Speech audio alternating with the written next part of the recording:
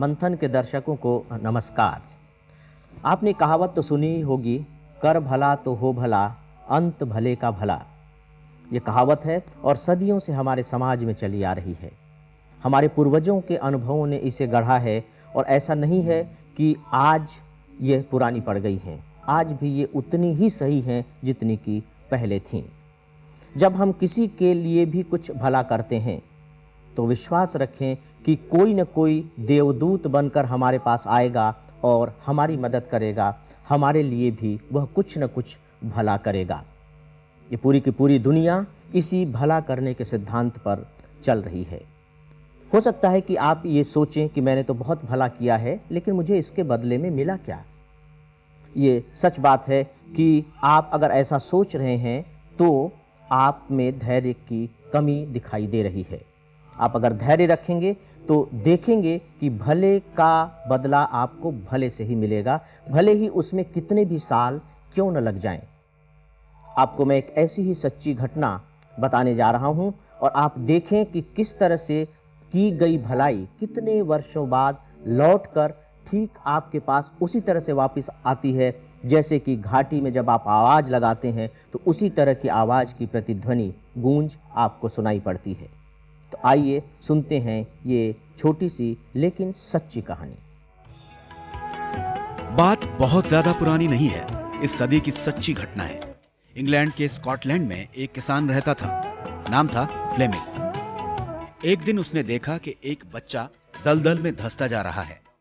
किसान ने अपनी जान की बाजी लगाकर बच्चे को बचा लिया और ये जानने की जरूरत भी नहीं समझी कि ये किसका बच्चा है और वो कौन है। वो बच्चा एक बड़े जमींदार का बेटा था। जमींदार ने किसान को अपने बेटे की जान बचाने के बदले पुरस्कार देना चाहा, लेकिन किसान ने कुछ भी लेने से इनकार कर दिया। तब जमींदार ने किसान के बेटे की पढ़ाई का पूरा खर्च उठाने का जिम्मा ले लिया।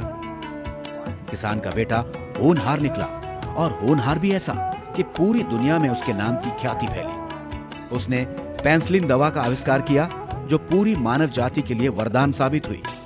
किसान के उस बेटे का नाम अब पूरी दुनिया जानती है, अलेक्जेंडर फ्लेमिंग। दिन गुजरते गए। कुछ साल बाद सामंत का जवान बेटा विंस्टन चर्चिल बीमार पड़ गया। बचने की कोई उम्मीद नहीं रही, लेकिन अलेक्जेंडर फ्लेमिंग की दवा ने सामंत के बेटे को नया जीवन दिया। आप जानते हैं, सामंत का वो बेटा विंस्टन चर्चिल आगे चलकर इंग्लैंड का प्रधानमंत्री बना। भलाई का बदला दोनों को भलाई से मिला।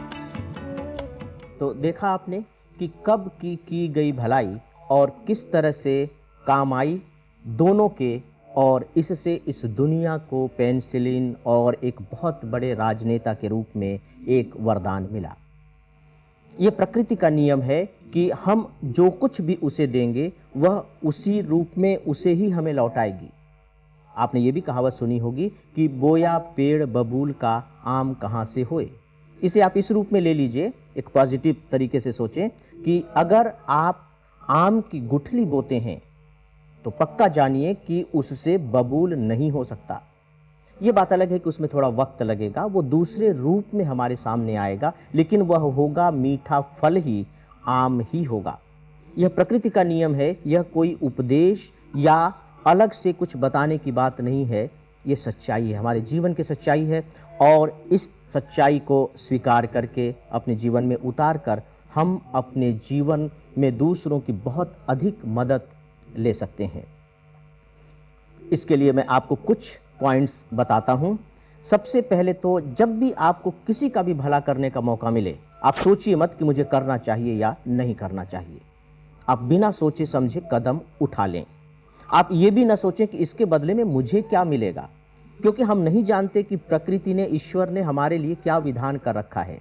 हमारे दिमाग में केवल एक बात हो कि अगर मैं अच्छा करूंगा तो मेरे साथ भी अच्छा होगा, कम से कम बुरा तो नहीं ही होगा। तीसरी बात हम ये भी कर सकते हैं कि ये जो प्रकृति है ये देने और लेने के सिद्धांत पर चल रही है।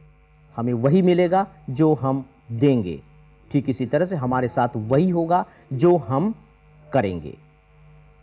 मुझे लगता है कि ऐसा करके, इस सिद्धांत को अपनाकर हम अपने जीवन के माला में एक खूबसूरत मोती और शामिल कर सकते हैं। आप ऐसा करें और देखेंगे कि आप कितने अच्छे होते चले जा रहे हैं। आज के मंथन में बस इतना ही। कल इसी समय हम फिर आपसे मिलेंगे। नमस्कार।